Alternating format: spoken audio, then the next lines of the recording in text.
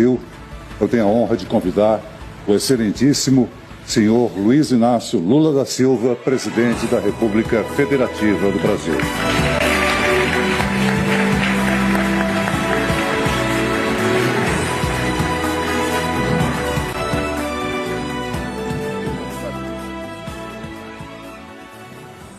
Veja uma coisa importante. O cargo de presidente faz com que a gente tenha muita liturgia. E eu escrevi um discurso, mas não vou ler o meu discurso. Primeiro, eu queria cumprimentar a dona Ilza Abravanel. E cumprimentando ela, eu quero cumprimentar toda a família do Silvio Santos. O Silvio Santos, que eu acompanhei durante boa parte da minha vida, porque não havia brasileiro que não passasse o domingo assistindo os programas do Silvio Santos. E eu lembro quantas horas a gente perdia na fábrica discutindo as polêmicas do casamento na TV.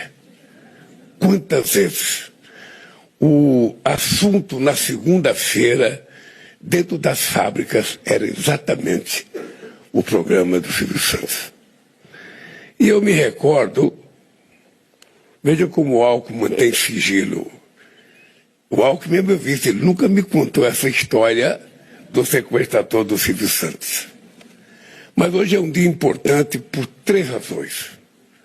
A primeira, porque eu estava vendo uma matéria nos jornais e todos os prognósticos negativos contra a economia brasileira anunciado no início de janeiro não deram certo, Tarcísio. Tudo melhorou no mês de outubro. Tudo. A segunda boa notícia é que o Silvio Santos fazia 95 anos e o Alexandre de Moraes faz 35 amanhã. E o Trump deu de presente para ele o reconhecimento de que não era justo um presidente de um outro país punir um ministro da Suprema Corte brasileira porque estava cumprindo com a Constituição brasileira. E na conversa que eu tive com o Trump a semana passada, Alexandre, ele perguntou, é bom para você? Eu falei, não é bom para mim, é bom para o Brasil e é bom para a democracia brasileira. Aqui você não está tratando de amigo para amigo, você está tratando de nação para nação. E a Suprema Corte, para nós, é uma coisa muito importante, Trump. E eu fiquei muito feliz, menos do que você, mas fiquei muito feliz com o fato do reconhecimento. E ainda faltam mais pessoas, porque não é possível admitir que um presidente de um país possa punir com as leis dele autoridades de outro país que estão exercendo a democracia. Portanto, a tua vitória, Alexandre, é a vitória da democracia brasileira. Uma outra coisa importante é que vocês só falaram coisa boa do Silvio Santos. Eu vou falar um assunto que não é tão bom. O Silvio Santos me telefona que precisava ir a Brasília conversar comigo, no meu segundo mandato de presidente da República. E eu falei, sobre o que você quer conversar? Eu não posso falar por telefone, eu vou pessoalmente. O Silvio Santos chega em Brasília com uma fita, um DVD na mão. Naquele tempo, se fosse hoje, ele levava outra coisa, mas ele levou uma fita de um programa que ele fez comigo e falou, presidente, o senhor precisa me ajudar. Só sabe que deram um rombo no Banco Pan-Americano. E eu vou ser preso. Eu falei, mas você não vai ser preso? Vamos conversar para saber o que a gente pode ajudar. Não, presidente, eu vou ser preso. Se aquele presidente do Banco de Santos foi condenado a 1 ano porque sumiu 1 bilhão, no meu caso foi 2 bilhões, presidente. Me deram um golpe no Banco Pan-Americano. Eu falei, é o seguinte, antes de você ficar pensando que você vai preso, vamos colocar o Meirelles, que era presidente do Banco Central, e vamos colocar o Guido Mantega, que era ministro da Fazenda, para conversar com você. E eles vão acertar essa situação, conversando com o Fundo Garantidor para saber o que a gente pode fazer para te ajudar.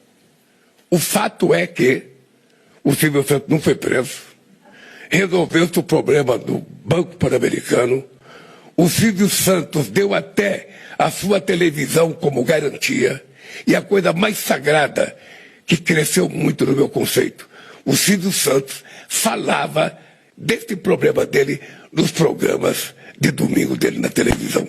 Ele não tinha vergonha de dizer para o povo o que tinha acontecido com ele. Numa demonstração de que a verdade, ela vai vencer, pode demorar, mas ela vai vencer. E se vocês que estão criando o SBT News seguirem à risca aquilo que o Silvio Santos pensava da imprensa, que é exatamente o que eu penso, um jornalista não existe para julgar. Quem julga é um juiz. O jornalista existe para informar. E informar com base na verdade. Doa a quem doer. E falo isso com muita autoridade, porque completei 80 anos, dia 27 de outubro, sou presidente pelo 3º mandato e nunca liguei para um jornalista, para um dono de televisão, para um dono de jornal, para pedir que não publicasse tal matéria contra o governo. A imprensa só é útil se ela for livre, se ela for partidária, se ela for ideologizada, ela não cumpre com o papel de bem informar a sociedade. E uma coisa que eu ouvi vocês dizer aqui, que é a coisa mais sagrada que eu ouvi. Ou seja, deixem o povo julgar. Contem apenas a notícia. Diga o fato real. E deixe que o povo faça as suas interpretações. Porque o que é duro e que é triste é que tem jornalista que não quer apenas noticiar o fato. Ele quer noticiar o fato, ele dá a interpretação dele e faz o julgamento sem permitir ao telespectador fazer juízo de valores sobre o que ele ouviu. Portanto, se vocês cumprirem com o compromisso do Silvio Santos, vocês estarão fazendo o melhor jornalismo que esse país vai ter. Parabéns, que Deus abençoe a família Silvio Santos.